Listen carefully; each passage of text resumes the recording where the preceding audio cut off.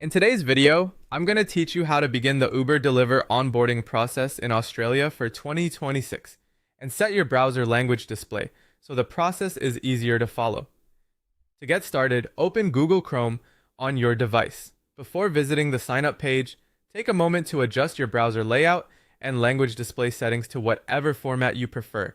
This can make the onboarding form much easier to understand, especially if you're more comfortable reading in a specific language. Go into Chrome's settings, find the language or display section, and choose the option that works best for you. Once that's done, return to your browser so you're ready to continue. Next, in the address bar, go to the Uber Deliver onboarding page for Australia and begin the registration process for 2026. When the page loads, look for the option to get started with onboarding. This section is where you'll begin entering your details and moving through the required panels. Take your time here and make sure you're on the correct regional page for Australia before continuing. After that, fill in your onboarding information carefully, enter your full name, your phone number, and the Australian city where you plan to deliver.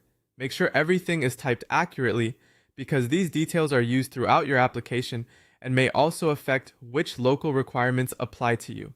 It's a good idea to double check spelling and formatting before moving on to the next screen. Once your basic information is complete, upload the required documents. You'll need to provide your Australian business number, also known as your ABN, along with identity and work rights documentation related to your visa clearance. Be sure the files are clear, readable, and up to date.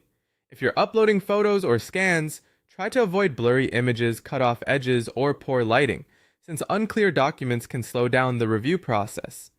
The next stage is the background clearance check. Follow the prompts to complete the control form and submit any requested information exactly as instructed. This review is a standard part of the onboarding process, so don't worry if approval is not immediate. Once everything has been submitted, all that's left is to wait for the approval update. As you go through each stage, keep your documents nearby and check every entry before submitting.